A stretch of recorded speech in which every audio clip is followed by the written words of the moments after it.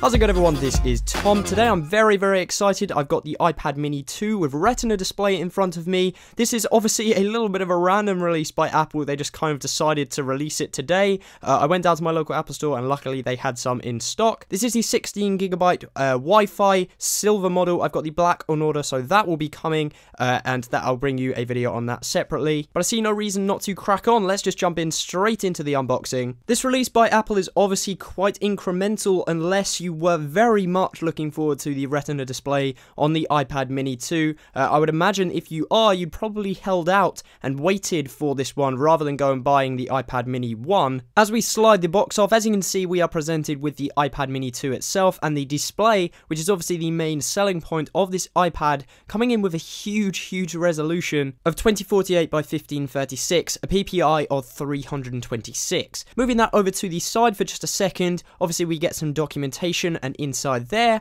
we find the Apple stickers and some information about your shiny new iPad. Moving on from that, we get a USB to Lightning connector to, of course, charge your iPad. No Apple headphones for this one, obviously a bit disappointing when you are dropping over $300 on one of these. And then, of course, you have a wall adapter. This particular one is a UK variant, and it seems to weird all of you guys out every single time you watch one of these unboxings. So now let's take a little look around the iPad mini itself. Obviously exactly the same dimensions and sizing as the iPad, the previous iPad mini, and it has the original form factor that the iPad Air has now taken as well. As I have mentioned, the main selling feature is this beautiful Retina display with a very high pixel density. As you can see, we're just going to boot up the iPad mini 2 here, and we get the black on white rather, boot up screen for iOS 7. I'm not going to bore you with the entire setup process. This iPad is indeed rocking the Apple A7 chip with 64-bit architecture, so it's definitely a powerhouse. The same chip,